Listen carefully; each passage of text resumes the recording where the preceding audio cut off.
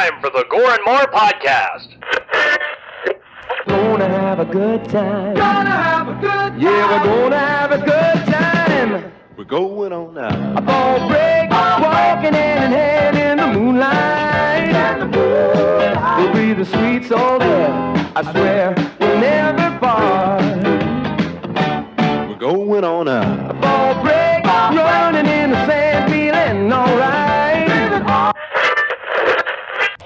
And what's up, everybody, and welcome to the Gore N More podcast. This is your host with the motherfucking most, TJ Bowser, and as always, your dark knowledge, Chadwick Christmas. What's up, bitches? Big Johnny D. What's up, Gore Hans? And the killing machine himself, Bobby Amone. Did Bobby not hear us? It's your cue, Bobby.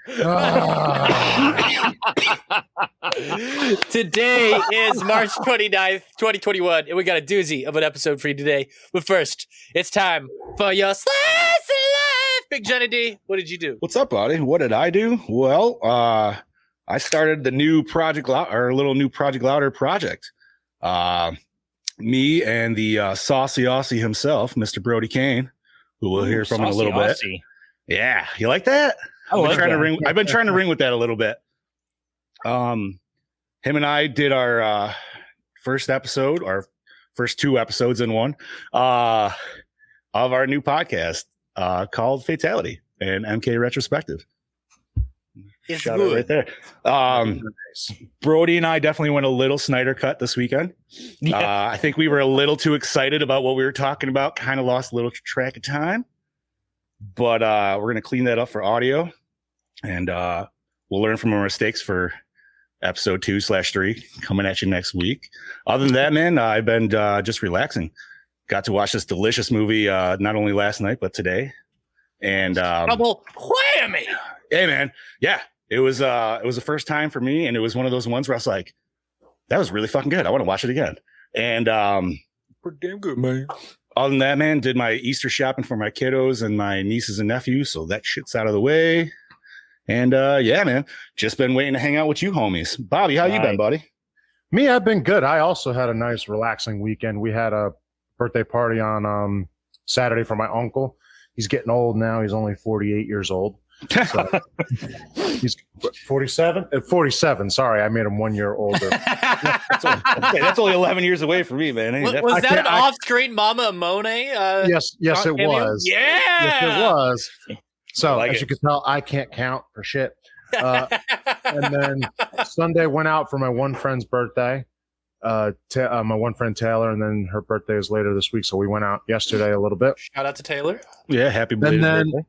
I also, like Johnny, I got to watch this delicious movie twice, but not yesterday and today, twice today. Oh, shit. Good old Shudder had me backed up, of course. So that's where I was watching it. And I still have the link up here. I think I should get rid of that. But other than that, it's been pretty chilled. Nothing else going on this weekend. Everything else, though, will be getting worked on through this week. And keeping up with the horror and everything. So, but we'll talk about that a little later. Chad Daddy, give it to me, baby. Well, as you can see, I'm rocking this sweet new 1080p camera coming in loud and clear for you guys. I'd say it was money well spent. It was actually on sale on Amazon, so it wasn't even full price. Chad's becoming a collector of cameras. We'll see him on a new one next week. Yes, so there was another one that came up today. It's a little bit different from this camera. This camera has a manual focus. That one has an autofocus. And it was cheaper. And like we said, it could be good. It could be bad. If it sucks, you know what? I'm out $15. No big whoop. Yeah, $15 is, I mean, dude, you could spend that at one sitting at Taco Bell, dude. Of webcams. It is. Every angle there is to have. You can go that crazy. Camera one, camera two. If you can get to that Just like point, you, Camera 4. Oh, yeah. if you can get to that But point yeah. where the NFL had so many dudes, so it looks like just like you're in stop motion, like Matrix, dude. That's the goal. Oh, yeah. I need to get like a motorized gimbal so during the show it just kind of pans the whole room. Perfect. Right? That would be fucking Love sick. it. Good morning, Brody. But Hey, no, Brody, yeah. good morning. So continuing on, this weekend we had the little memorial service for my wife's grandfather. We had a nice little turnout for that. Oh, that was And I bad. Hey, Bobby's mom, Again, yes. Mama Moni. That's two. But yeah, we had a nice little turnout for that. I mean, there was just so much food left over. We were practically begging people to take it home. that's not necessarily a bad thing. I'm sure it was all good eats. Yeah, it was pretty good. Let's see. Aside from that, I had a few days off before that, getting the funeral stuff ready and just hanging out. Yeah, Brody, I am crystal clear, buddy. Let's see what else. So just rocking out some AC Valhalla, getting close to finishing that hopefully soon. Dude, I've been playing this game for months. It is insane. I forgot you're still fucking rocking that, dude. It is insane how much content is in it. Like, there's just so much to do. And my character just recently reached level 275. When you reach 275, you get a trophy, an achievement, and it's actually an Infinity War quote. It says, "We're in the end game now." 275. 275. How many play hours do you have in this bitch? Have you looked? It's got to give you a breakdown. It's hundreds. I can tell you that right now. God damn, that's awesome. Here's the sidebar. What's the most you ever spent on a game? Me? Money or hours? Hours. Oh, You mean weeks, right? What game? You mean weeks, right? What game would have to be probably Witcher 3? Knights of the Old Republic. Dude, / Fallout 3. Man. Ooh, Fallout 3. I did log a lot of hours in that too.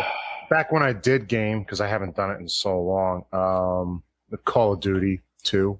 I'm going to have to say, dude, besides Blood, I'm going to have to say probably Halo 3 out of all, I'd say the Halos in general, but definitely Halo 3 I played way that too online much, replay dude. value was just insane with that Dude, game. So. I took the whole... when that shit dropped back in 07, I took that whole fucking week off, dude, just because of how stoked I was. And I was pissing game fuel by the end of it, dude. It was. I just realized no, that was good stuff back then. Oh my god, dude! I just realized the Buddy Cooper cameo in the background there. Hey, you know what? Wasn't the game fuel created mostly for Halo? Actually, game fuel was literally created for Halo 3. I just had their new Rise drinks. They're pretty good.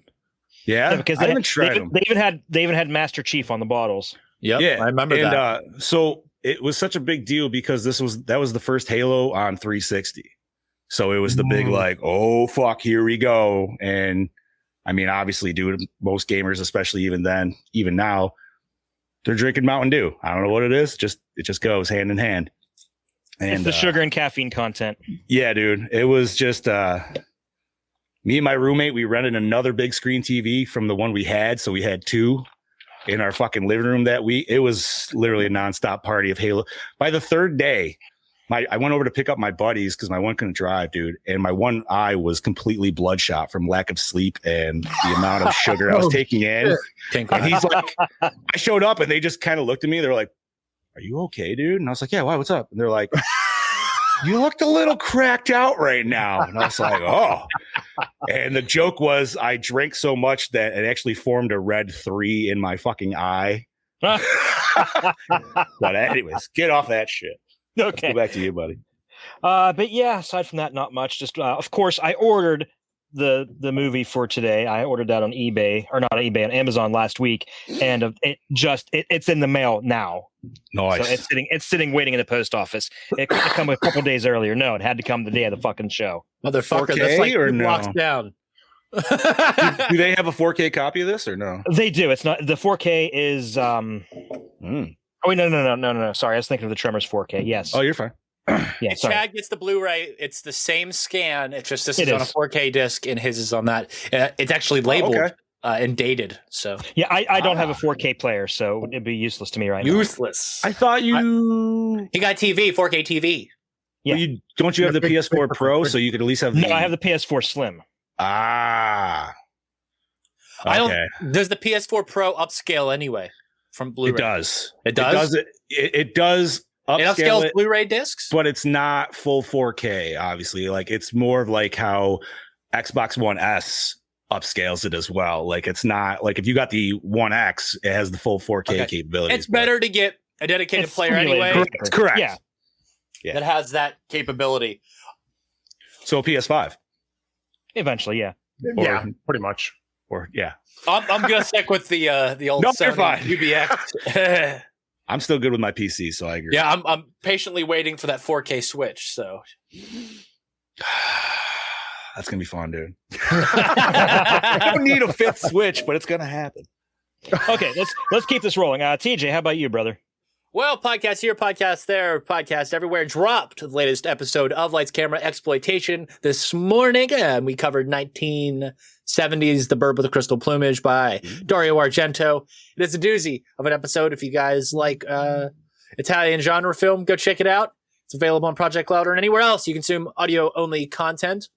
We will have one episode of Fatality dropping tomorrow in audio form, and then next Wednesday, we'll have episode 2, and then we'll have followed up by a stream with episode 3. So what are we doing those? Sunday nights?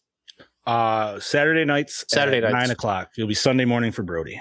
Okay. I'm not allowed to buy the PS5 till the bugs are out. That's fine. That's fair enough. Honestly, that's why I'm waiting too. That's why you're better off just waiting for the slim version. It's gonna come regardless. So yep. That's why I'm waiting too for any new systems. I don't buy them. Yeah, I never buy a next gen system the first year it comes out. I sometimes wait like 6 months to a year at most. Yeah. All right. Yeah, but just doing a lot of Project Louder stuff that I can't talk about yet. Worked a little bit more on my secret project that I'll be dropping here soon. Some of you guys know about it, but I'd say within the next week or so, I'll be dropping some cool stuff on my personal Facebook page. So stay tuned for that. But anyway, let's get on with this week's episode. This is the Chad Daddy pick. It is 1979's Zombie, directed by Lucio Fulci, written by Elsa Briganti and Dardano Sacchetti, produced by Ugo Tucci and Fabrizio D'Anglis, starring Tisa He Farrow. hasn't fucked up one yet. What the fuck? No, he's been good. It's early. It's early. That's why I'm laughing. Tisa Farrow as Anna Bowles, Ian McCulloch as Peter West, Richard Johnson as Mr. Menard, Al Cliver as Brian Hall, Aruda Gay as Susan Barrett, Stefania DeMaria as Nurse Clara, Olga Carlatos as Mrs. Menard. Music by Fabio Frizzi and Giorgio Tucci. Cinematography by Sergio Salvati. Edited by Vincenzo Tomasi. Distributed by Variety Film. Released August 25th, 1979. Runtime of 90 minutos. Budget $250,000. Gross $1.8 million. That's an adjusted Italian lire, by the way. I could not find a U.S. box office take. You know something? I'm very disappointed right now. He pronounced it all right. He stumbled on the first. He stumbled on Ann Bowles. They have the easy one. So I think you got that, and you stumbled on West somehow. Yeah. It's the easy ones. Yeah. Yeah, right? I'm crushing these Italian names. This is like a You've had practice, dude. West. You could tell. Yes. we got to do something to switch it up. Do Spanish or something. I don't know. Ooh. We're gonna do Spanish horror. I'm fine with that. No, you need to do another. What was that? That Christmas pick we did. That was Norwegian or some shit. Norwegian, yeah. Oh my Yeah, that God! was pretty I'm bad. not watching it again. I ain't watching that movie again. Oh no! That movie just find more. that was worth Listen, it. I could find more Norwegian horror, Bobby. You find it, it better be better than that fucking movie, okay? I can't promise that, but Chad Daddy, I got a TV Let's spot roll for you. Let's roll that beautiful beam footage, baby.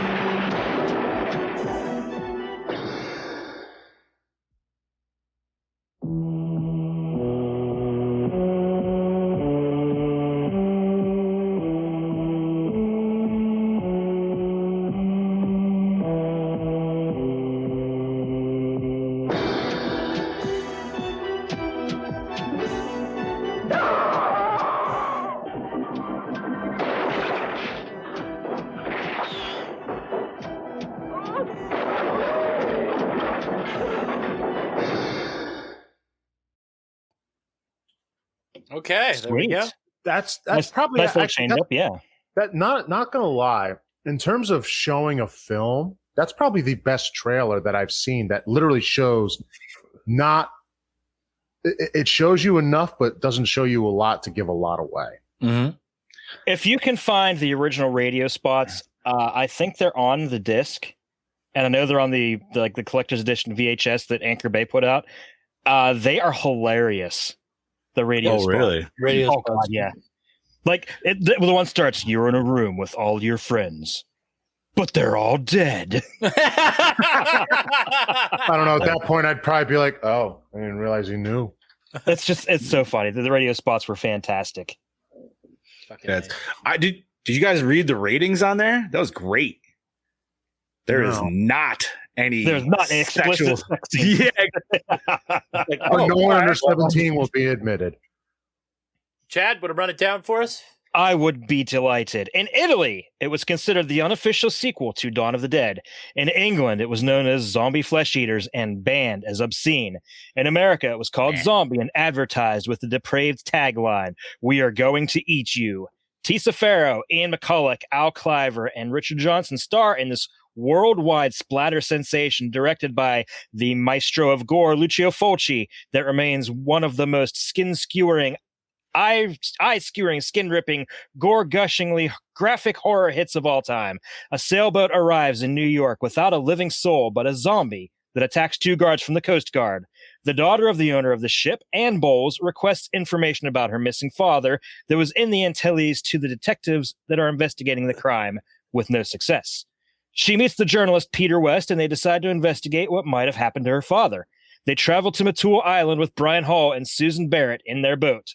Once in the tropical island, they meet Dr. David Menard, who is trying to find a cure to a disease that brings the dead back to life, turning them into zombies that eat human flesh, increasing the menace against the group. Such a fun movie to watch. Thank you, guys. I'm so glad you liked it.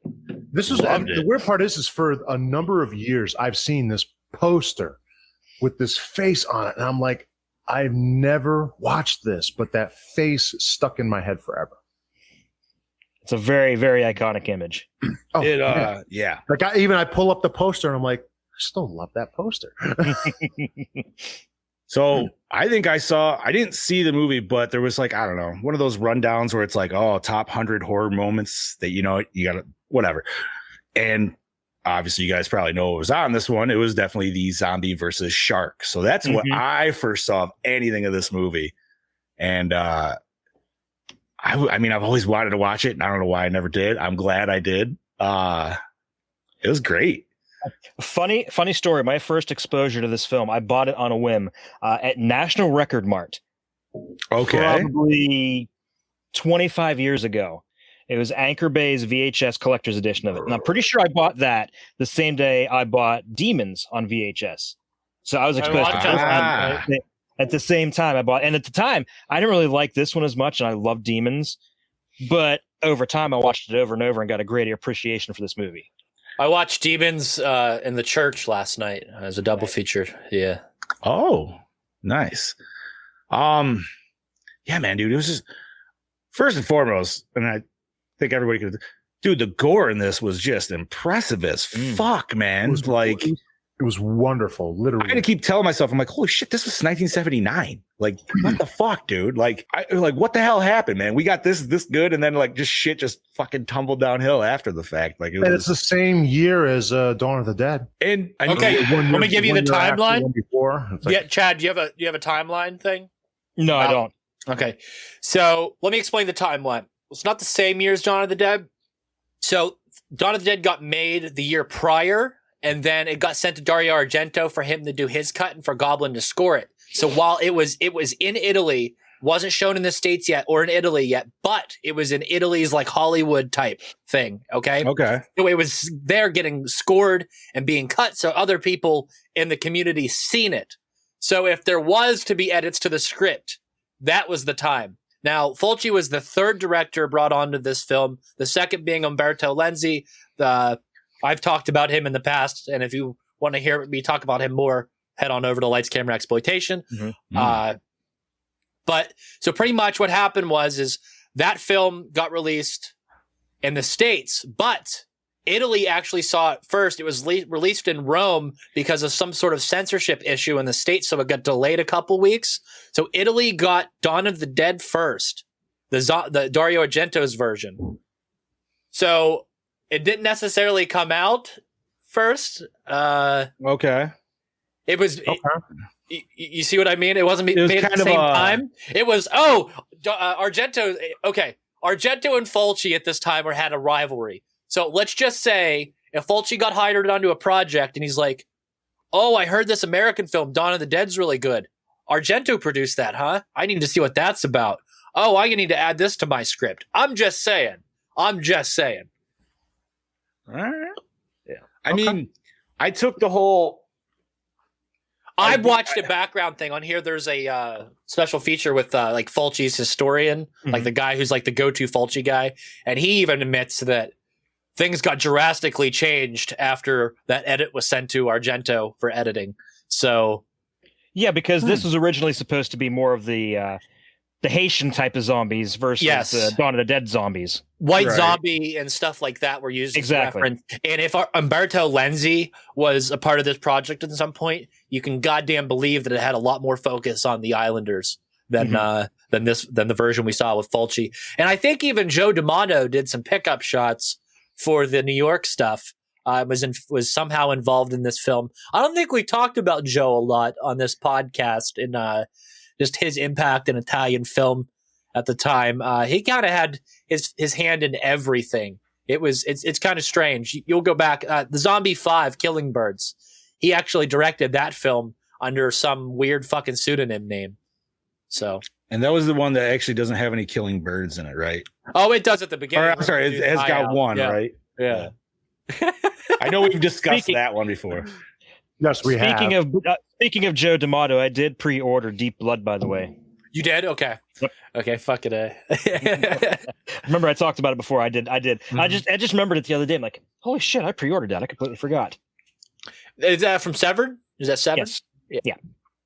Is that part of the Wild Pack thing? Okay. Yeah, it's that, Grizzly, and Day of the Animals with Leslie Nielsen. That was it. That's actually a super underrated film, and everybody should give that a second watch.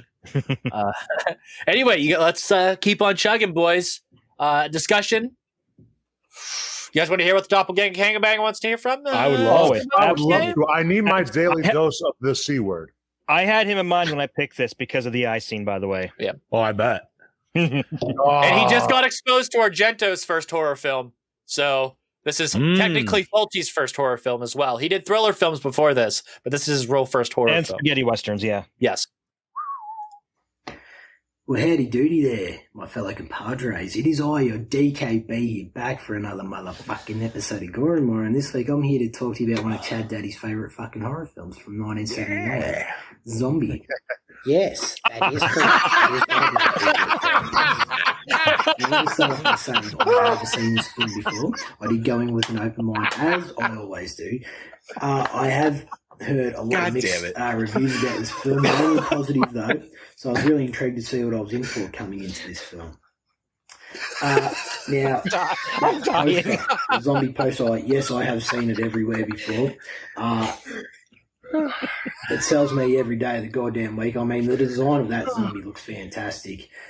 So kudos to you, marketing team. You did good there. Right, diving into the film itself. Right. The first half of the film, a little bit slow. But when we get to the last half, that's all made up for when we see these zombies come to play. And I mean, they do come to play. I mean, fuck me. The practical effects in this film is fantastic. The bulk violence is outstanding. But I do like the premise. I do like the premise of that voodooism on this one island, you know, that's mainly caused all this shit to go down. So it's something different, but yet it works. And that's what I really like.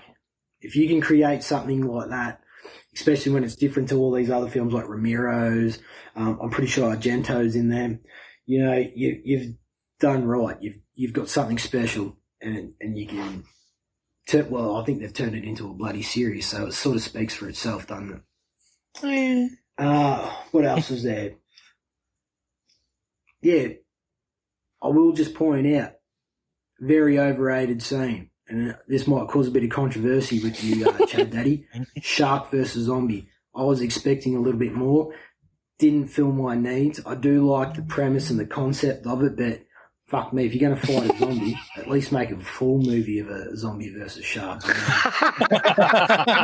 wouldn't want to fucking see that? I'd waste me money on going seeing that shit. That'd be awesome. In saying that, though, you also didn't get me with the eye scene this week, boys. Tough titties. Better luck next time, chums. Damn it. Very, very dismal. I could see that coming a mile away, right?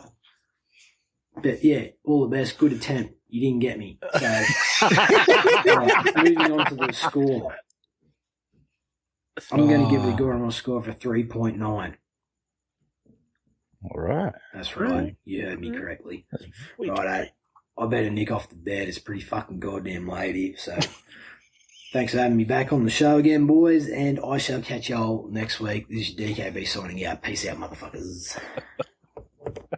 Peace, Brody. Oh, that was fantastic. I think we all got our laughs out in that one. Yes, that is correct. He never fails to impress. If only I could rock a beard that sweet. So, when it comes to this film, when it comes to Fulci style filmmaking, it's hit or miss for me. Now, to compare this to any other zombie films is apple to oranges, because I feel like this is a completely different flavor. When Romero goes out to make his films, he's trying to make a statement, hence why his zombies look more human. And then Fulci is trying to go the more grotesque splatter route. I mean, I'd say Romero builds more tension than Fulci, but again, the difference is there. And especially if you watch the Argento cut of Dawn of the Dead. Yeah. Again, we're not going to compare them. This film has its own, iconic as fuck. Some of the shots, awesome as hell. The shotgun, when he pulls the shotgun out and turns it, fucking A. I guess this film was shot in a month, and within 3 months later, it was released in the theaters. That's how fucking good this is. Holy fuck. Fulci is a machine, and it shows through in this film through storytelling, visuals, and bulk fucking gore, and it's awesome. It is such a different flavor than any other zombie film that came before it and after it.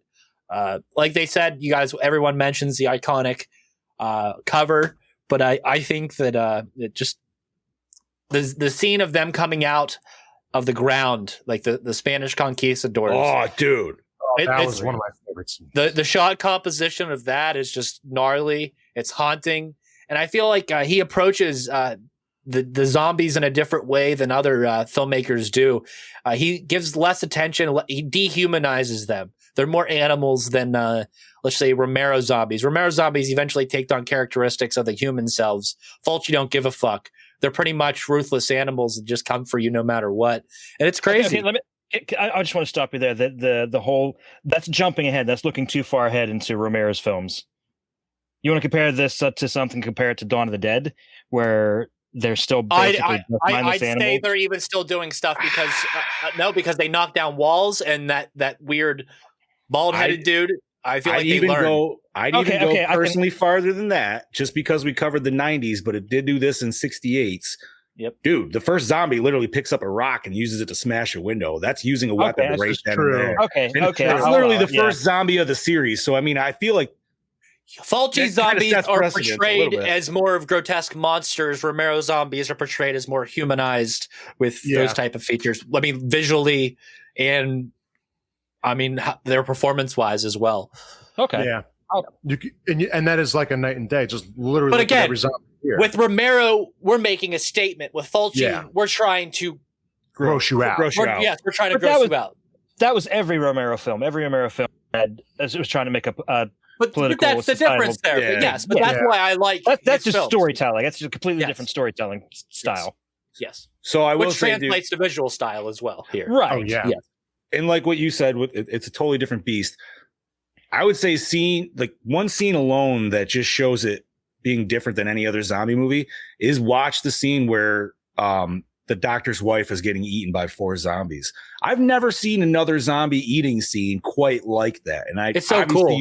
You've seen a million of them over, but dude, this one was just so slow and you know what I mean? Like usually you got people just like think like zombies just they ripping say never in to or- look into the camera, but if the person's dead and the eyes are locked in that position right into the camera, it's so much more terrifying. Dude, that scene was very effective. Oh, Yes. like, and then the zoom out, as we zoom out and we see part of her leg gone. And then Yeah. also, can we talk about the hand, the way that the hand was positioned that Yes. looked like he was eating part of her hand? It's, and then it's so well done. just the texture of the meat, Mhm. the shoot up meat on the fake body versus what they're fucking fantastic, dude. Dude, that- Like, I'll even go one That extra looks step wonderful. past Oh, that God. scene at the end when is the other guy that gets bit on the arm. it's And you just- it's the one guy who's they're like loading the stuff. Yeah, and the zombie bites the arm. He pulls back, and you can just see layers of muscle and bone. The doctor got bit Man, on the that was face. great. Yeah, Yes. After that, yeah. Yeah, he got a little human pork rind there. It was just Fucking just right a he did. skin peel. even the, Little even the first, Yeah. first zombie out of the gate when he nails him right in the neck, just the way it. I feel like that guy who got bit in the arm, though, he was definitely the fastest turner in like the whole movie. yeah. Like he was That's- instantaneously like That's what the wife zombie. said. Yeah, Now it's just like, holy shit, dude! Like he didn't even get a fucking like, damn. No, Again, this everybody is else. voodoo, not like No, right. other And things, yeah. I like that they stuck with the different aesthetic of the zombies too. Obviously, like you only got what, like 2 or 3 of them that actually had their eyes open this whole movie. Like most of them all had their eyes closed, kept their arms that's in my down. note. Like that's what they were going for. Like I said, that's why they wanted to look more like the voodoo zombies. That's why they walk like that. yeah, that's why my general, she was bitching about. She's like, why are their eyes closed? I'm like, well, they're voodoo zombies. Can we Not talk about the fucking- group scene in the woods of the zombies coming at them? Very The effective. the conquistadors when they wake up? You mean? Or No. Oh, The you mean nighttime before that. scene, whenever they're in the church, and going we get okay, an so exterior third act shot, scene. Yeah, Yes. yeah. Sorry. similar to the scenes we see in Night of the Living Dead when they look outside and we see the more and more zombies coming. Yes. I just think that the way it's shot is just so cool and it's just imposing as fuck. Not to mention, dude, like every shot you're looking at, and even though I'm assuming it's a set, but that church looks like it's about as solid as a cardboard fucking box. You know? I would I have was- loved. Okay, I was waiting the for the whole- church to fall down the whole You time. know what I was thinking? I wasn't like when I was watching that scene of them shooting zombies and throwing things. I'm sitting there. I'm like, somebody's on the roof throwing boards down. Yes. Especially when they're all on fire, dude, after they throw, they're like, hey, we got some more Someone's Molotovs. Now that you It's say just that, it's like, throwing. oh, It's just wait a throwing minute. 2x4s. Just Yeah. By the way, fucking chucking them. How great was that scene of them throwing Molotovs, where every time they're throwing a different Molotov, and every time it is the exact same scene, just from a Yes. different angle. That and He's then I'm so just wa- efficient. He's so efficient with his shots. and I'm just laughing because I'm like, yo, dude, that's like, I understand you're trying to kill the enemies, but you're burning your ways. Like, you better hope you got a back way out of here, dude. Right. They're burning their They other did. exit. He did have a back way out. He They just did. He did. They did. Oh no, like you said, That those was walls those walls are paper thin. They could have just punched straight through the. Dude, That's true. They could have wanted. Just They like could have that burnt the wall house. down and been out. When we see the exterior of the doctor's house, it's magnificent. It's huge. He's like, whoa, nice floor plan, but like when you're the inside, like everything looks so small and everything looks so thin. Like it's so set. It's such a set. But It all Great set. worked. Yeah, it's a good time. So good. Everything looked Exactly. wonderful. and no, obviously I don't think we can really compare it too much to the last week's movie, even though it was a zombie movie, because obviously time No. period and all that other stuff.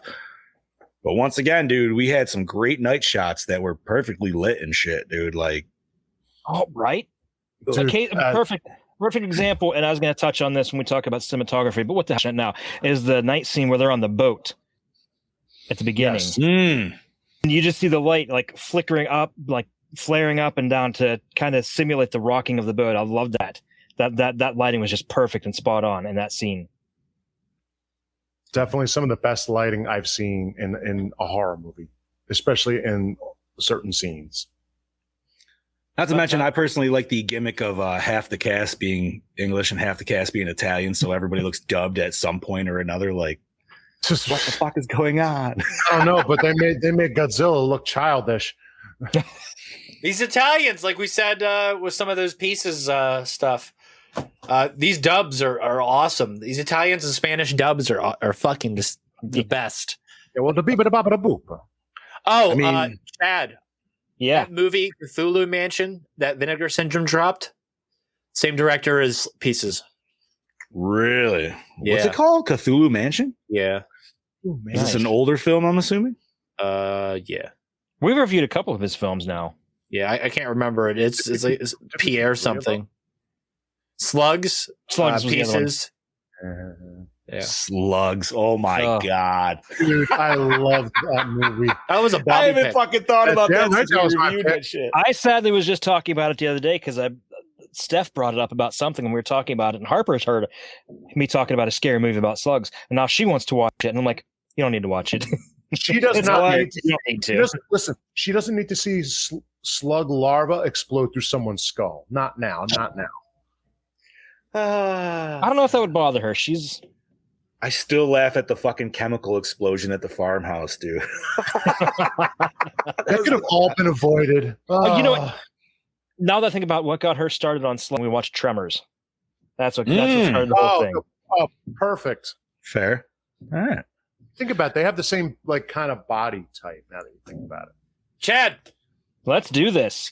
Let's look behind the camera. So, while shooting on location in New York City, Captain Haggerty, who plays the large bald zombie who attacks the harbor patrol at the beginning of the film, walked into CBGB's, which, of course, as you know, is a tiny. It was not a gay club. It was a tiny bar, which was a flourishing punk rock venue at the time. That's where punk rock was born. I could see that. He walked in full zombie makeup, complete with splattered fake blood and mud caked all over his face and body. Due to the outrageous punk styles in those days of the other bar patrons, he was barely noticed. Even the bartender never looked twice at him. Look at that. That just makes me want to see the other patrons at the bar at that time. Like what did everybody else look like that made him just be like early punk? It wasn't jean jackets and spiked hair for sure. No. It was like safety pins through your face. Right, like by the time we got Night of Living or Return of Living Dead, that was kind of like when exactly. punk was going more mainstream, and it still was. Yeah. Okay, despite being called Zombie 2 overseas, this film is not a sequel to anything. When Dawn of the Dead was released under the title Zombie in Italy, this film was retitled Zombie 2 to cash in on the success of the American film. This was done by the studio without director Fulci's permission or knowledge, and he often told his fans this wasn't a sequel and that it's his own film. He was relieved to find out the film Zombie was kept in the American release. Yes, Island of the Living Dead. You could say that too. That was I was gonna say that's what caused my confusion, is because we had it as Zombie 2 in the thing. So I was like, wait a minute, what the fuck am I looking for? It depends where you live. Yeah, literally. Why did you send me a picture of Willem Dafoe? What is it? Click on it. He's surrounded by was that Doritos and Mountain Dew? Game Fuel. Game Fuel? Yes, you guys were talking about it. Yeah. Fucking Willem Dafoe. Shit.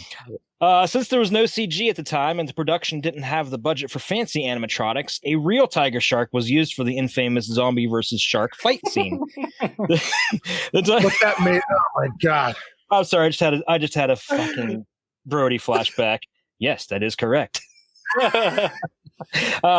So as a real shark, the tiger sharks are one of the most dangerous shark species that exists. So the trainer, Ramon Bravo, fed the shark right before filming, as well as doping the shark up with sedatives. He was actually playing the zombie in that scene too. Oh shit! No wonder why that shark. No wonder why that shark definitely looked a little like. Oh yeah, he moved so majestically in the water. Well, I mean, when he was like making out with the bottom of the shark, you know what I mean? The shark's probably just used to that at that point. He's like, oh, okay. That's like, I got it. We're good. Making out with the shark. The newspaper office scene was filmed in a busy office building, and at one point, the cast and crew inadvertently interrupted a meeting held by Rupert Murdoch, who angrily kicked them out. That's awesome. The film was written before Dawn of the Dead was released in Italy, and this was written as an action-adventure thriller with no link to Romero's films. The opening and closing scenes, which take place in New York, were added to the script later when the producers wanted to cash in on the success of Dawn of the Dead. Okay. As shown in trailers before the film was released, airline barf bags were handed out to theater moviegoers due to the unusually high amount of violence and gore for a horror film of that time. Fucking pussies. For real? Bags. For real. I don't think I've ever seen a movie that's actually made me gag. I've seen some that make my stomach go a little bit, but nothing gag. Yeah, but I'm saying like, yeah, there's stuff obviously where you're gonna watch it and you're like, no, I'm not gonna watch this just because it's fucking gross. But to actually make you sick, like, I don't know. I don't know. I've watched plenty of those movies where I'm sitting there eating. Like the gore like that usually doesn't get me, but you know what got me was the scene in Dead Alive where the dead grandmother, like the pus and everything, shot into the custard and they ate it. Okay, that I could probably go. Okay, yeah, that got me when I first saw it. Yeah, I could see why. I mean, like, I feel like the only thing I've ever actually seen on video that's made me kind of like gag, besides like obviously like, you know, Two Girls, One Cup, which we've always probably exposed to, is like Don Vito's. Nope, I refuse to watch that. No. Okay. Well, here's one that you may have. I'm gonna say like Don Vito's Toenail back in the day. Like that was one that like if you saw that moment, you were probably gagging. But shit. Wow. I don't know, man. That'd be Tim Maddox is the designer of the shirt you're wearing. Yep, he's the original Gore N More artiste. Ooh. Yeah, yeah, bought it. Nice to see a little chime in from Tim there. I haven't heard from him in forever. It's been a while since. Oh God! No, Chad, more notes. Zombies in the film were modeled to resemble the original voodoo legends of The Walking Dead from Haitian and Caribbean legends of people after being supposedly reanimated from being dead. In contrast to the zombies in Dawn of the Dead and other zombie films, nearly all these zombies walk with their heads down, their eyes closed, and with their arms always at their sides. Only 3 zombies featured have their eyes open. Mm-hmm. Which, by the way, the one that had its eyes open at the end when it opened up the shutter, and then that was like the most frightening looking thing. Like before they shot him back through it, at the church, right? Okay, yes, Steph was like, that creeped me out. That's one of my favorite shots. So it was later. Okay, so it would have been him. It would have been Shark Zombie, and who was the third one? Was it the one in the beginning? Did the fat guy have it in the beginning? I didn't think he did. No. What was the other one? I don't know. I feel like it would have had to been somebody who was like freshly turned, maybe. But I was keeping track, but now I can't remember. Oh well. Gorehounds, if you know, let us know. Okay. Like many Italian horror films at the time, half the cast spoke only English and the other half only Italian. Many Italian films produced for international distribution, filmed without sound, and recorded several dialogue tracks in different languages in the studio for later overdubbing. Because the actors are speaking a number of different languages, the dubbing in all versions of the film is not 100% synchronized. Amy McCulloch, Tisa Farrow, Olga Carlatos, and Stefania DeMario were of the main English-speaking cast, while Al Kiver, Aretta Gay, and Dakar were of the main Italian-speaking cast. Aha. Very nice. That explains a lot. Although the title Zombie 2 was given by the producers to cash in on Zombie's success, scriptwriter Dardano Sacchetti based his script to Zombie 2 on I Walked with a Zombie, Voodoo Island, and The Walking Dead, not the TV series, a 1936 film, stating that he wanted to bring the zombie genre back to its Caribbean and voodoo roots. Unfortunately, I wish we could have seen more of that. Like TJ said, we should have seen more of the natives. That would have been great. That actually bothered me as the movie went on because they kept talking about it, but I'm like, well, are we going to see it? Like, are you going to give me something here? And we didn't get a whole lot. Yeah, they kept heard the drums. That was it. Yeah, that bothered me. That I will say did bother me about this movie because we didn't really see it. In Dawn of the Dead. I noticed that. I was thinking the same thing too. Several of the actors playing the zombies were actually brothers. They looked so similar that some people speculated that all the zombies were played by one man. I could see that. I would have thought somebody did that too. I just figured makeup department was that good. A crew interviewed for the Shriek Show DVD. Scenes were shot of the zombies coming out of the water in New York. They never. Land of the Dead. Damn. We see that in Pittsburgh. Mm-hmm. Yes, we do. Even though it wasn't filmed in Pittsburgh. It wasn't filmed in Pittsburgh. It was never named as Pittsburgh, but it shows different maps of the point and everything. Yeah, what the hell was it? Yeah, but they renamed it for like the new city or whatever it is, wasn't it? Was Fiddler's Green. Yeah, okay, that's what it was. Yeah, I don't know. I mean, at least we still got zombies in New York, at least at the end of this. I will say, brother. Yeah, I was gonna make a fucking joke, but I'm good. Oh, come on. He stopped himself. No, I will say with that shot at the end though in New York, like I like it, and obviously, you're only limited to what you can pull off. The only thing that made me laugh was seeing the traffic steadily go at the same time while seeing all the zombies go across the bridge. Because of their limited budget, they couldn't afford to stop traffic. No, dude, you can't. If you go to the shut down a fucking bridge in New York. If you go to the IMDb comments, not the Brooklyn Bridge. No. If you go to the IMDb comments, one of the people that actually was one of the zombies during the outro scene describes what it was like to work on the film, and he talks about having to do that shot of him. He's actually the zombie you see at the end right before the credits roll. Okay. He talks about having to shoot that over and over and over again because people kept walking by with like headphones in and stuff and riding their bikes. You can imagine that, dude. But what does that tell you right there is that even in New York, he was fine. Yeah. But it's just like, I mean, you got to think about how hard it would actually be to stop any and all kind of traffic on any of those main bridges going in and out of the city. Like, it'd be impossible. That's not happening. That's so much money, dude. You know how much those actors were paid to play those zombies in that scene? $40. $40. Really? Uh-huh. So they can go get some sweet hot dogs and a beer after. They paid them with two 20s that were stapled together so they didn't accidentally overpay anyone. Ha! Wow, that's dedication right there. That was actually my very next note, by the way, was about them being paid $40. So if we went by inflation rate by now, what would that potentially be from 79 to 2021? Probably about 200, I'd say. That's worth it. That's normal for a non-speaking extra part. So yes, yo man, if somebody could just paint me up as a zombie, fucking super badass, and then they just slip me 200 under the table, that's a fucking fun afternoon right there. I'd do it for fun. I'll do that. I'll do it all day, every day for months. I'd like to slide you something else under the table, but that's for another day. Oh, yeah, okay. I won't have to slide under the table. It'll roll out. Oh, fucking hog me supreme. Keep going, Chad Daddy. Okay, the last slap on the table. A couple of things here that I already touched on. It's the locals, the extras being paid $40 per day, and then they didn't have enough money to stop the traffic. So finally, some of the production stills and lobby cards for Zombie 2 feature a scene that was not in the final cut of the film, featuring the fat boat zombie at the beginning of the film climbing out of the river in New York, presumably after being shot into the water by the policeman. The Australian day bill actually features that shot as the primary shot. I've seen it on a lot of lobby cards too. Yeah, and it says zombie flesh eaters. Yeah, it's on a lot of lobby cards, different things like that. It's a really cool looking shot where he's like coming out of the water, like his arms outstretched, if I remember correctly. Oh, sorry. Yeah, it's a really cool looking scene that didn't quite make it into the final cut. And that's all I got for behind the scenes stuff, gentlemen. I think that's plenty. Right. No, that was good, dude.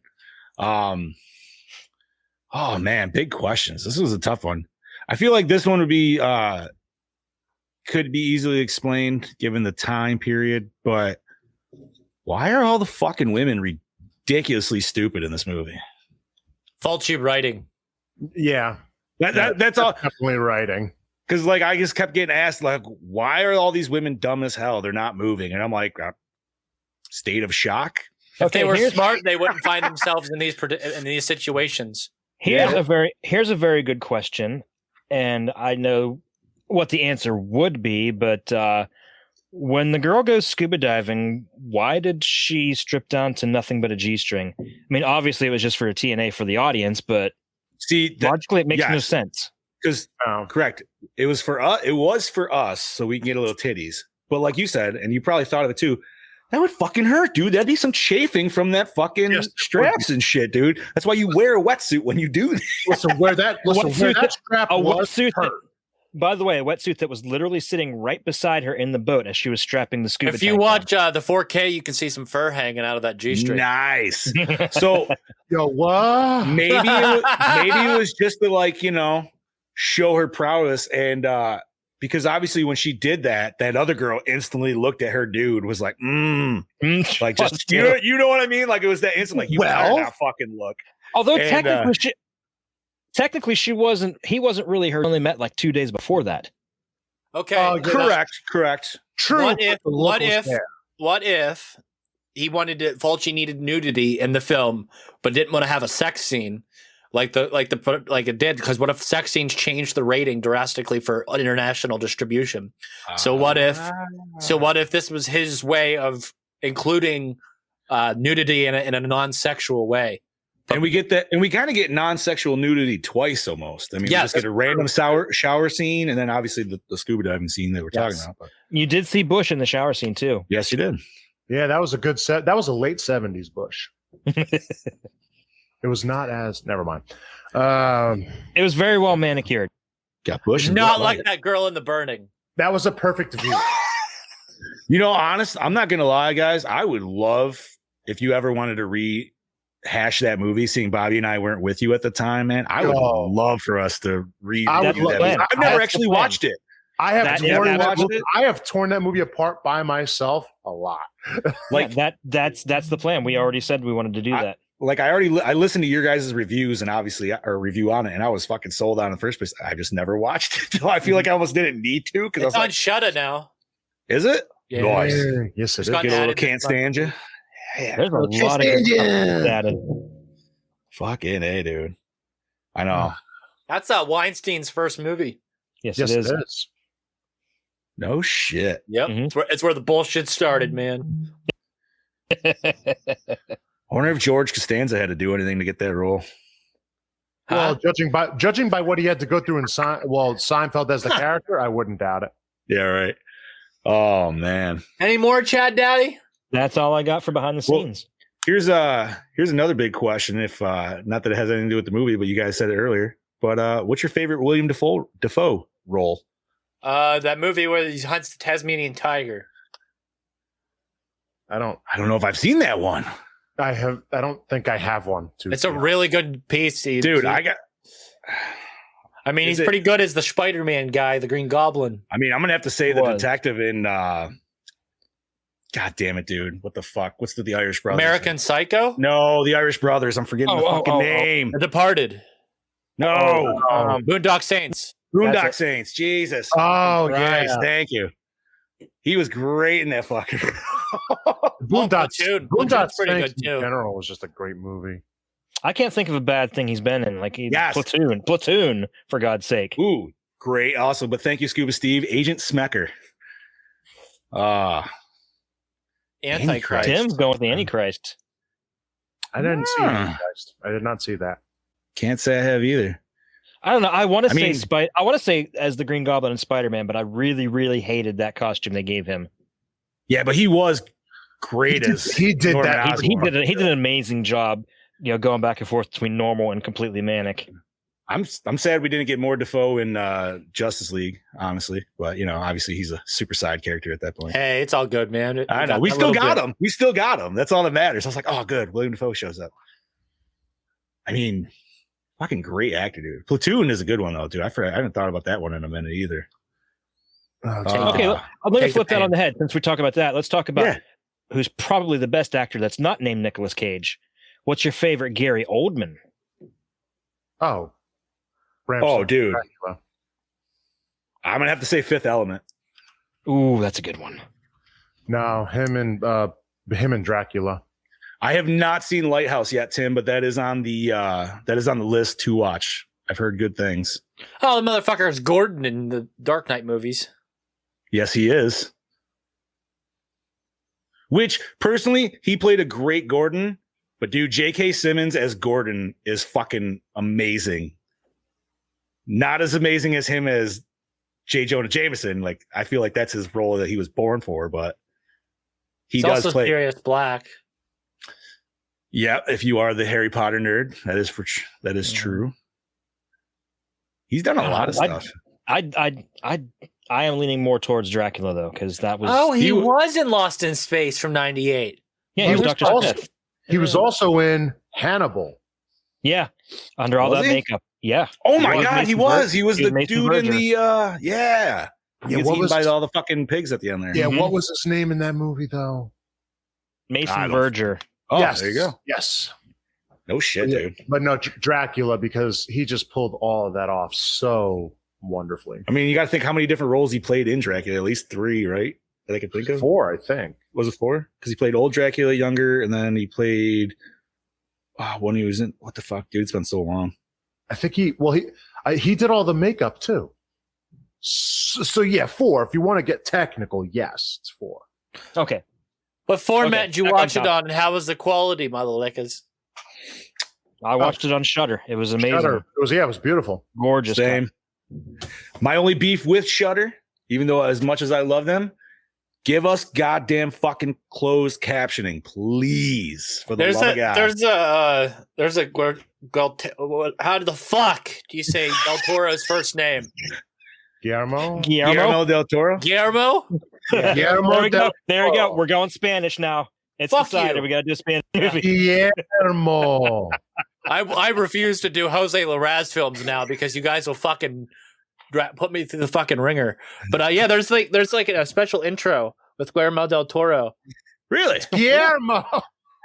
Guillermo, Not Gizmo, Gizmo Del Toro. I like it. There you go. Gizmo del Toro. Fucking A. Is there closed captioning on DVD? Does it have subtitles on that shit? On the Blu-ray, I should say. If you feel like it's on the Blu-ray, you think why couldn't any streaming service also have that? Like, is it just That's a question that's not for this time. That's the only thing that Shudder. As much as I love Shudder, that's the only thing I feel like I'm negative on is like most of their shit does not have fucking subtitles. It's like watching Giallo films and watching the Italian version and then English subtitles, just so you get that pure performance out of them. Yeah, right. What the fuck, Bobby? What is that? What's what? What did I do? Fucking Whatever bass. you just touched. Oh. Don't do it again. Don't you dare. Sounded like a vibrator. Oh, I had to put the charger on. Sorry. That's my vibrator again. That same thing that was causing all the noise pre-show. Yeah. You just touched again. Oh, Don't plug it in the wall. Douche of the movie. the doctor. Ooh. The doctor. Yeah. The doctor. Yeah. Like, there's no. Come on. Yeah. All right. If he didn't hide it, it wouldn't have got as bad. That and if he shot everybody that he was supposed to shoot, We would more have not people wouldn't have had got this infected. conversation right now. Yeah. It was a strange editing choice to randomly put the scene of him shooting the body at the beginning and then to have it come back again full circle. Yeah, I just felt thought that was so very too. strange and out of place. But I get. Well, I think personally, it kind of goes into our next question, or at least one of them. But I think it just kind of draws you in. You're just like, what the fuck's going on? And then Yeah, okay, next fair scene. enough. Fair enough. I feel like if the that scene had more meaning. Oh, horse cocks! Not again. Oh, stroke out. Oh, Camera yeah, shot I just just died. Dude, wait, take a picture of that. Can I do that? How do you do that? Stroking. He's stroking off, stroking out. Oh, Oh, nah. See? different angle of the dangle. Oh That's god, neat. the way it froze on was fantastic. That was good, dude. Almost He as was good like- as the one time it froze on Bobby, and it was almost the same look. Keep going, boys. Oh man. So wait, we did douche. We all said Doc. Okay, so we're all on favorite kill then. Wow. Oh, I did like the eye. I did love the eye. That was good. I like the eye, but I got to go with the conquistador zombie rising up and then ripping the girl's throat out. Oh, you mean Yeah. the girl that just literally stood there and left Mhm. with enough time for her dude to run and rescue two other fucking people? Yeah. Literally just Run stands there back staring at to it. literally You know watch her. something? Chad, I agree with you on that. Yes. 'cause Strictly that also was- because that. That. What? Bobby froze for a second. Did you guys see that? Oh yeah, he's No, I frozen. didn't. I thought you were freezing for a second. No, that was you. Oh man, Ugh. the internet's just going down everywhere. It's fucking everything, man. Wouldn't be the Come on, shit we can get through this. So you know what? I'm gonna agree, and I'm gonna add my little 2 cents of why that was my favorite kill. I just fucking hated that bitch's hairstyle. It just Yeah. fucking annoyed me, dude. I don't know why. You don't like the curly pubes on the top of her head? No, I didn't like any part of that whatsoever. Even my wife hated it. She's like, I just want her to die because of her hairstyle. I'm like, you know what? I agree. Like, she looked good. She looked better when she had the cap on her head. Okay, I agree. But she also had titties out, so that kind of sways the bar a little bit. Like, it out. But the weird, like, Johnny, I think you could say this time that the curtains definitely match the drapes. Oh, yeah, carpet match the drapes.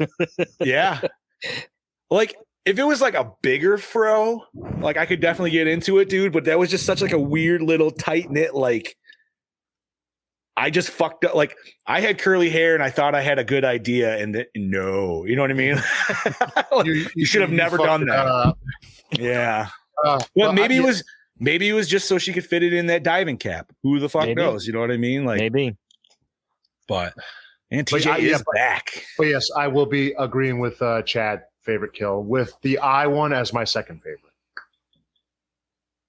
I'm gonna have to. Oh, the eye one is good though. I gotta go with Fro kill, dude. She was just Not only that, it's also the zombie on the cover that made me want to watch it as a kid. I'm not gonna lie. I thought we were gonna see that other girl get ganked, dude. When like they just decided, like, hey, you know what? We should make out right in the middle of this. And that was so bizarre, right? Like, what a time to get. Listen, dude, what a time to get horny, but you know, sometimes it just fucking happens. A time to get horny. That is the fucking quote of the episode. There you go. That's our new shirt. What a time to get horny. What a time to get horny. Get some TJ, we need your pick on the favorite kill, buddy. Favorite kill. The eye kill was pretty fucking dope. I also like the that whole chunky arm thing was pretty fucking no, take it back. Head explosion. Blows off the side of the fucking window. The unnecessary explosion. Oh, forgot about that one. Jesus. I mean, there was definitely a lot of zombies murked towards the end, so it was kind of okay. It was all out. Next. So what do we got next? We've got best scene, buddy. Doctor's wife getting eaten. That was my favorite. It was for me the infiltration at the end, but that one scene that you were talking about, Chad, where he's coming through the window, just see his fucking eyes, where it's creepy. That was creepy as fuck. So yes, that right creepy there. AF. There was just like a lot of rage in that look. Rage. What you got there, buddy? You got a nice little light. Paramedics. Ooh. I almost want to go with the zombie versus shark, but like Brody said, it should have been a lot more. Could have, should have, would have been, motherfucker. I mean, it was a great scene. But I was surprised as long as it honestly was, dude. I mean, because you got to think about that dude doing takes of getting air and then like, okay, let's film this shit. Like, that's a long fucking time underwater, dude. I don't know what else you really could have got. You know what I mean? Like, without him really fucking up the shark completely. You know, since I am a big shark enthusiast, I'm going to go with that for my favorite scene. Fair enough. If you didn't know, Chad went to college for marine biology for 4 years. Yeah. Actually, that's what I wanted to do when I was a kid. I wanted to be a marine biologist when I grew up. Well, my Chad fact actually is real. So it's actually. So now, wait a minute. You were George Costanza. I was literally just thinking that episode. I was like, did you find a golf ball in the whale's blowhole? The sea was angry that day, my friends. He told me to go to hell, and I took the bus home. So I reached into the great fish, mammal, whatever. Was that a Titleist? A hole in one, huh? Hole in one, huh? That was the best part of that whole scene. Hole in one. All right, anyway, best scene. Go. Well, like I said, dude, mine was the eating scene. So I went with the zombie versus shark. The girl getting eaten, the wife getting eaten inside the house. Yep. Yeah, dude, that was almost like a Thanksgiving dinner scene. The way it played out, dude. It was. It's like somebody carving the turkey and just picking at it and eating the turkey. The zoom out into the very slow pan so you could get just the idea of like, you only think it's the one zombie, and then you see finally the second one and the third one, and then and you're just like, fuck, dude. But I love it because like as slow as that pan's going, that's literally how slow the zombies are fucking eating too. And for some reason that just like, it works so well, dude. What's really funny about that scene is my wife was like, okay, why are they all just standing around just looking mildly disgusted by that? Like all of them you think they'd be horrified and screaming, but they're just all standing and like staring. So they had a blank face like I base it on shock. I don't know. Like, yeah, but their look would be more like the look you'd get if you walk in and your parents fucking or something. Ooh, sounds like a good time. Okay. Did the opening scene hook you in? Kind of, sort of, maybe. Yeah. It made me question what I was going into at first. I will say. Right, you're like, what the fuck is this? And we're in New York. Okay, what the fuck is this? Why couldn't the camera frozen with that look? That was great. That would have been my phone background. That was the same look when you cut your beard. Oh yeah. Yeah, I'm gonna say opening was for me a full yes. Yeah. So we are on best tits, best dick, best dick. So the boyfriend who drives the boat's pretty fucking dreamy. Husband, it's that beard. Yeah. The blonde guy, right? Mm-hmm. Yeah. Yes. Okay. By the way, did you guys notice the T-shirt he was wearing? Whoa! Yes. What? It was a NASA one, wasn't it? Yes. No, it was the Daily Planet. The Daily Planet from Superman. Was it really? Mm-hmm. God damn it! I'm gonna have to watch it a third time. Go back and rewatch it. He was wearing a shirt. Daily Planet logo. No shit, I did not catch that. Yeah, he was a handsome motherfucker. I mean, the doctor kind of had a very Listen, man, I'm just saying if you like the salt and pepper vibe, he kind of had it going on. Okay, so are we gonna go best tits or hottest girl on this one? Well, yeah, the woman who went into the ocean had. I mean, she had best tits, but she definitely was not the hottest girl. No, I think I'm gonna say the wife was the hottest, the one with got the eye gouge. Those tits on the wife, and we'd be happy. I thought the doctor's assistant was the hottest girl. Oh, the brunette. Yeah. Oh, I kind of forgot about her. Oh, a brunette melts my heart. That's for sure. She was pretty good. Yes, she was. She was really cute. All right, give me the boobs on the brunette, and I'm golden. Well, she might have had bigger ones. We don't know because she was wearing a lab coat. Just like they said, how many licks does it take to get to the center of a Tootsie Pop? The world may never know. Oh, fuck. Score. Yeah, score was great. The score was really good. Yeah, I like it. And I'll stuck in my head. There is actually a CD of the score that's in that box set I ordered. Really? Oh, no shit. Yeah. That's awesome. I don't know. Two discs. It's 3 discs. One of them is the soundtrack. You can be jamming out to it now. It had some great island flavor to it, dude. That's for sure. Like, just them fucking steel drums every once in a while, and some like, I don't know. Oh, that just made me think of one of the funniest scenes though was when they found the wife in the house, and the zombies start coming after them, and the dude grabs gazelle horns and smacks the zombie in the face, and they run off. If you watch this in Italian, if he would have turned around, there was a fucking spear right behind him. No. The other dude used the spear. There was 3 spears on the wall. He did grab one because there was 2 after that. Yeah. So the guy hit him with, because I was saying the same thing. Like, you actually fucking have spears on the wall. Like, holy shit. When do you ever would you ever have that? Never. But the fact that I was waiting for the gazelle horn stab, not just that's what I was waiting for. But he instead used it as a whacker. Okay, but he did that, and then when the zombie came back, and then you saw the other guy, he was stabbing him in the face with the spear. Is what I took it as. So. If we saw that would have actually been the second gazelle horn stabbing we've seen in one of our movies. Oh yeah, gazelle. Because I was gonna. Well, wait, you got deer and Silent Night.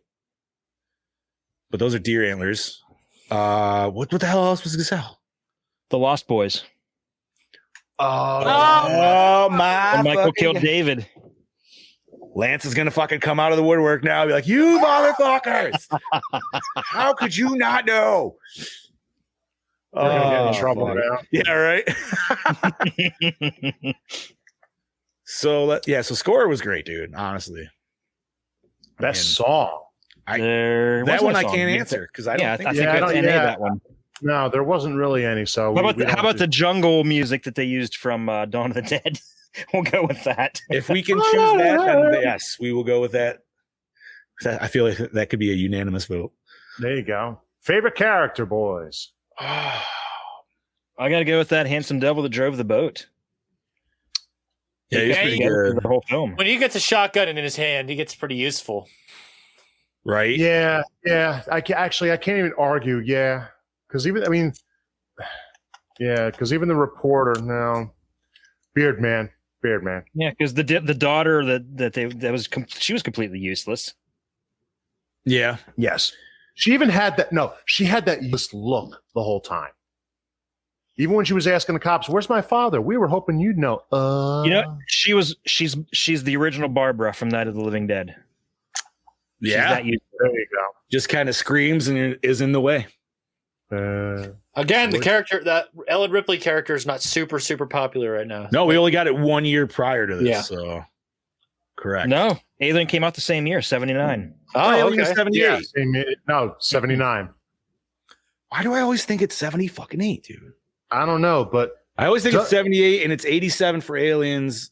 Aliens was 86, buddy. 86. Oh my god, yeah. dude, I'm off every. You were fucking way year. off on your years. Dude. You suck, Dude. you jackass. Yeah. Well, hey, we all suck at something. TJ, where's our soundboard? Damn it! I'm working on it, man. Takes finesse. Is that one of Wow. those streamer boards, by the way? Is that what you have? I was looking at those the other day, but I didn't see one as nice as you had. It was only like a 3-button one. Oh, the Stream Deck Mini. Yes. That's 'cause there's no expense.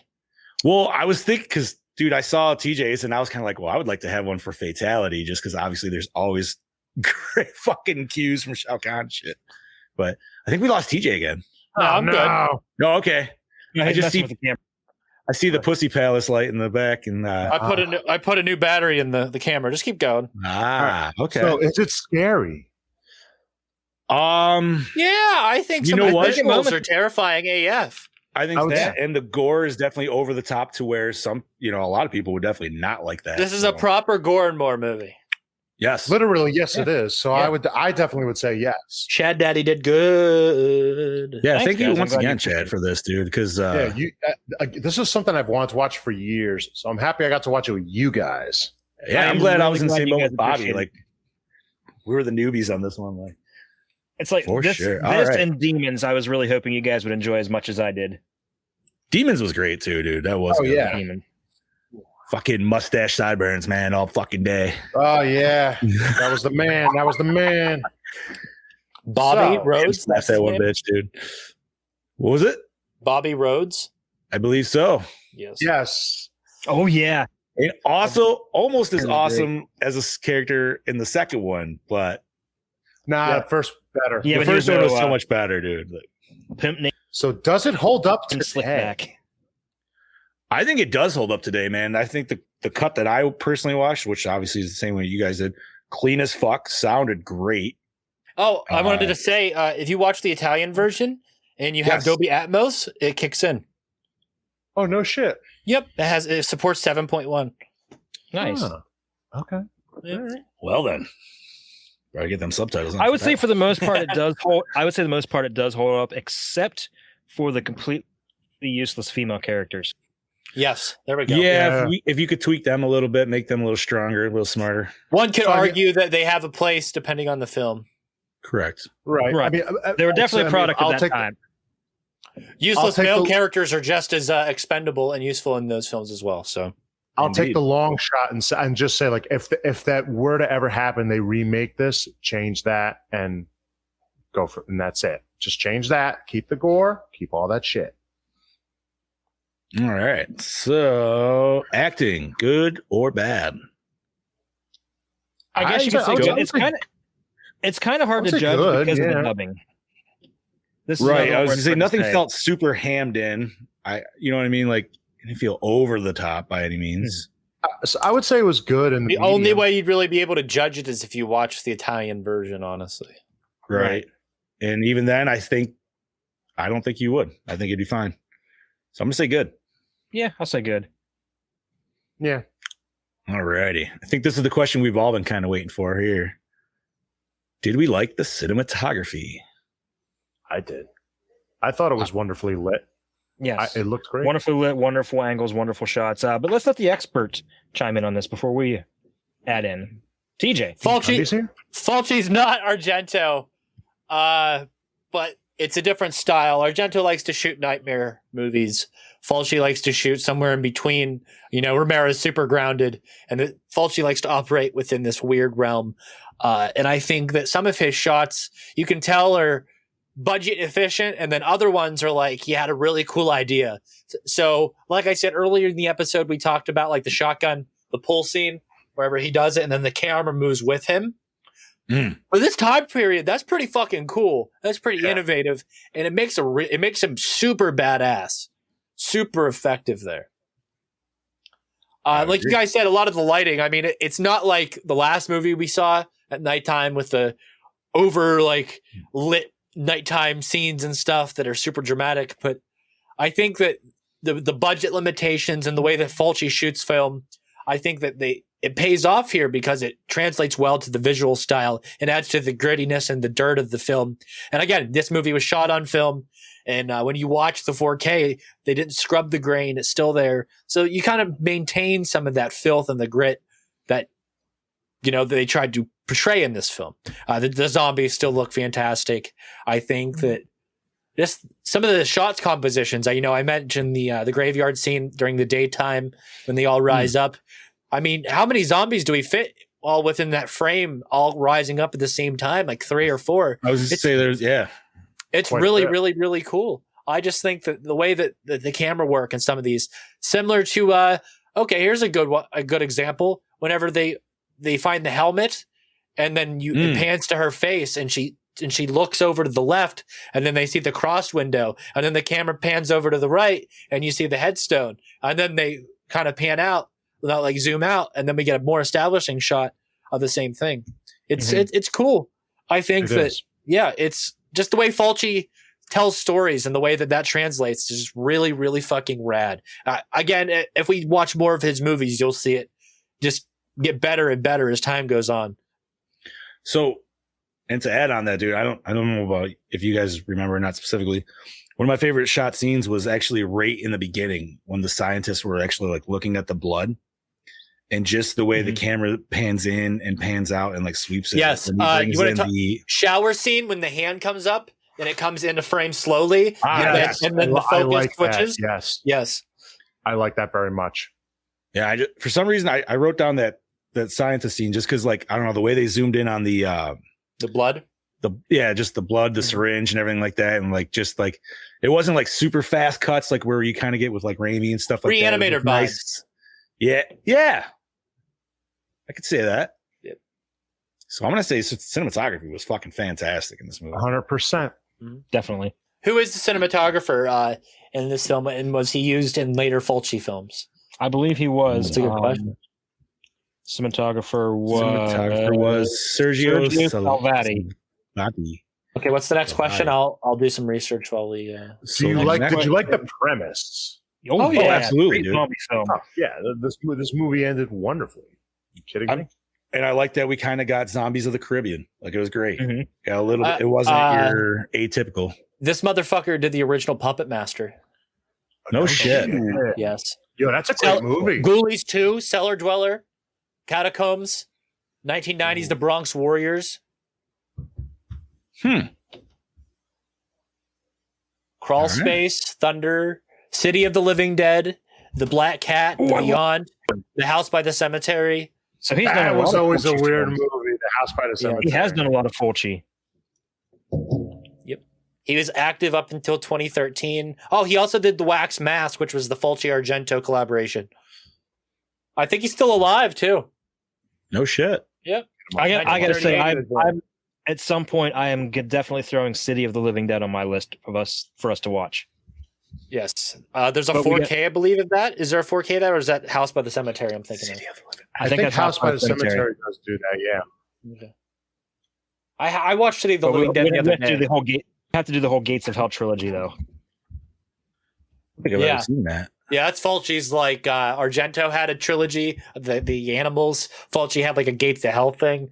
It's supernatural. Fulci's good with the supernatural stuff. City of Living 1980. Okay. Oh shit.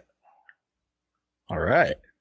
So obviously we all enjoy the premise. I think we are on our triple R's, gentlemen. Triple R.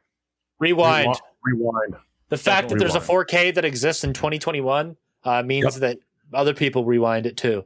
Mm-hmm. Yeah, rewind for days. Give me subtitles. That's all I ask. Yes, That's sir. it. Rewind. But like Bobby said, if you were to remake this, just give us a little bit more stronger female characters, and you've got gold. Got box office gold. You know what? Not to mention, and if I could add to that a little bit, I would like to see a little bit maybe more impact on New York when they're talking at the end. Actually, yes. I would. Yes. Think about it. That's the only city that hasn't had an impact on zombies. Well, I mean, like, obviously we all know it's got to spawn from the cop getting bit in the beginning. Mm-hmm. So it's had all this time to, overtake and do its thing. But yeah, by the end of it, like, I feel like they could give a cutaway and like the city streets could be fucking rampant with them at that point. And keep in mind, this is only a progression of a couple of days too. Right. And I'm not saying like they obviously didn't try, because we still got a good shot on the Brooklyn Bridge. But obviously, once again, like we discussed, you could only do so much with, time and money. And not just that, but this is like the very beginning of a zombie apocalypse. So correct. Society hasn't quite broken down yet. There probably would still be cars traveling. You'd see. Oh, I'm not disagreeing. I just don't. Well, I mean, the fact that they already heard it on the radio where they were, I just don't know. I'm not disagreeing that you want to see cars coming out of the city, but I don't know if you'd see any going into the city. No. To go get loved ones. Utter panic. Potentially, yeah. No offense, man, but even if I love you, if you live in New York City, if it's midday and you're at work and you gotta go get your family, just say. Or people like us that would be going to loot stuff. Yeah, exactly. Yeah, there you go. I don't know about you guys, but I personally hate New York City. Like it makes me claustrophobic as fuck. So I couldn't even. I have never been there. It's fun. It's got a good time. I imagine you guys. What's up, buddy? Let's rate this. Fuck yes, let's do that. I'm going to give you my number, and then I have to use the John real quick. Okay, Bobby, what's your number? I'm right here, buddy. I'm going to give it a 3.6. Okay, John. I'll be back. I'm going to give it a solid 4, dude. Chad. I'm going to give it a 4.25. I would give it 4.5, but like Brody said, there in the middle, it does kind of bog down a little bit. It gets a little bit slow. So yeah, 4.25 for me. I'm going to give it a 3.5. That is a Gore N More score of 3.8. All right. Isn't that what Brody said? Yep. Perfect. Pretty sure. Yeah, I feel like you did. Very nice. Very, very, very nice. All righty. So, did we already mention what we were doing next week, or was that before recording? I think that was before we recorded. Yeah. Okay. So, to let you Gorehounds know, next week is a Bobby's pick, I believe, correct? Mm-hmm. It is Hell House LLC. Yeah, that's his 2010s pick, if I'm not mistaken. Found footage. Shudder. Haunted house. I think Shudder actually it's a Haunter movie. Did they make the third film? Is that yes? Yeah. Okay. Oh, it was the Shudder exclusive, the third one. It is now. They bought the rights to the franchise. Gotcha. Now this came out before. What's the other one very similar to that? The house is that October built. I believe so. Right. This movie's awesome. This is one of my random midnight watches where I discovered this film, and I'm happy that he picked this. This is one of the better found footage films, and this is one of the films that utilizes fixed camera positions, and then they sit there and just go back and forth, and they build tension by adding and subtracting things from the scene, makes you question things. So a little more paranormal activity style. More paranormal activity. Okay. And I feel like that allows a lot better use for tension rather than shaky cam. Well, it's a cleaner way of doing hand cam. Yeah, for sure. Yeah, absolutely. And where did you say we can find that, Chad? During my search, there's different things, but it's on Tubi right now. Yeah, I also believe it's on Shudder. I'll have to check that. There's 3 movies, I think. There is 3, yeah, and I think the last one came out 2017, 2018, maybe. Is that the Return to the Abaddon? Is that Hell House 3?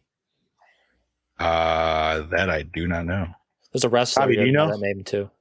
I do not know. We're watching the first one, right? Yes. Yep. Yeah. Hell House. Now wait. Now there's and yes, it is on Shudder. Just to answer your question. Wait, now Hell House. That's the one that's the found footage one. All the it's your pick, buddy. Yeah, you should know. Sorry, I had a stroke. Wow, that was made later than I expected. 2016 is when the first one was did made. you now wait a minute? I know we'll talk about it next week, but real, did you guys watch? Did anybody here watch it? I have. No, I have not yet. I haven't. It'll be a first for me too. I think you guys are gonna like it. Oh, no doubt. It already seemed like it was up my alley. I just haven't gotten a shot yet. So I've always read good things about it. It's been on my list. You'll like it. Yeah. It ain't no Cloverfield, but it's a pretty good found footage. No, but it's a pretty damn good one. Oh man, who else is excited for Thursday? Oh, you know what? I haven't talked about it in the show, but Arrow announced a fucking 4K Bird with the Crystal Plumage, and I about cum in my pants. It was awesome. And you pre-ordered it already. I did. Was that announced on the same day you guys did your episode recording? Yes, it was. Nice. Perfect. Yeah, it was fucking awesome. And then also the same day, a later episode for Lights Camera Exploitation is Lake Mongo.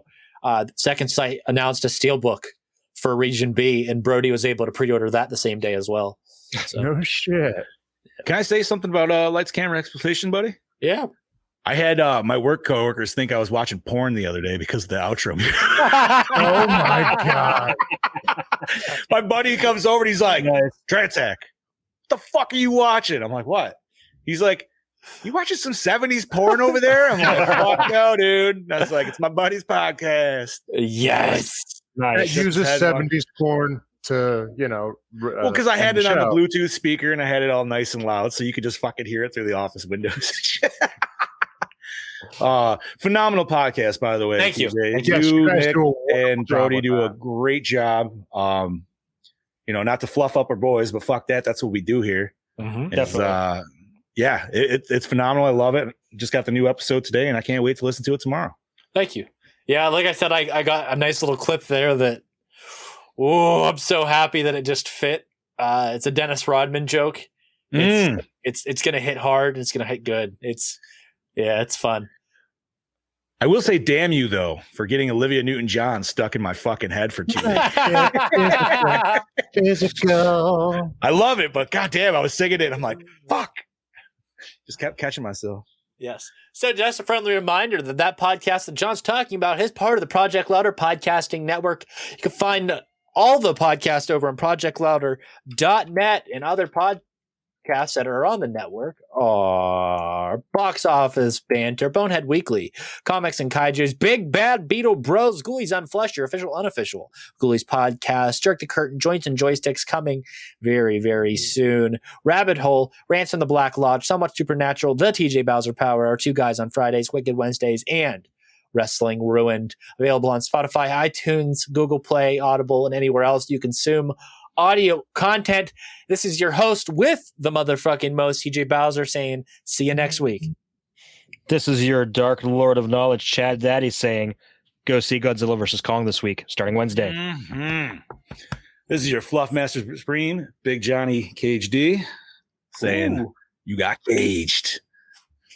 This is your Killing Machine, Bobby Amon, saying, Godzilla's the real fucking king. Root for the real one. Ooh, big fight monk. words. Hashtag Big Monk. Oi, you. Yeah, you cunt. You want to know why you look like a drop pie? Well, that's because you're not wearing any Project Louder merch, you fucking goddamn lousy son of a bitch. How about you do us all a goddamn favour? Park up, pull your fucking head in, visit the website over at projectlouder.net, click on the merch tab, and most of all, tell yourself you're sick of looking like an asshole. Grab some of that merch, treat yourself to a nice cold frothy, and start being the mad cunt we both know you truly are before I stab you in the face with a soldering iron. Cheers, cunts.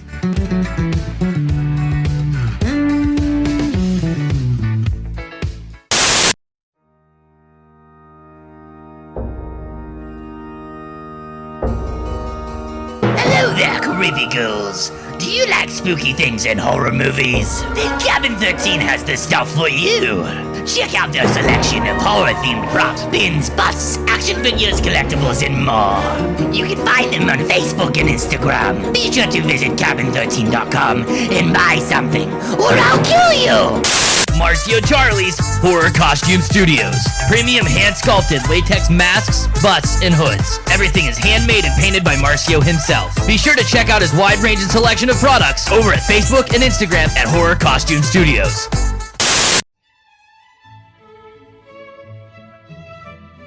Oh, hello. Do you know about Project Lauda? Well, let me tell you. Project Lauda is home to 16 of the finest podcasts a nerd could possibly procure. They have a show for everyone. Whether you're into horror films, modeling comics, 90s kid shows, or that weird tentacle-filled subgenre you search for at 3 in the morning. So head on over to projectlouder.net and treat yourself to something truly exquisite.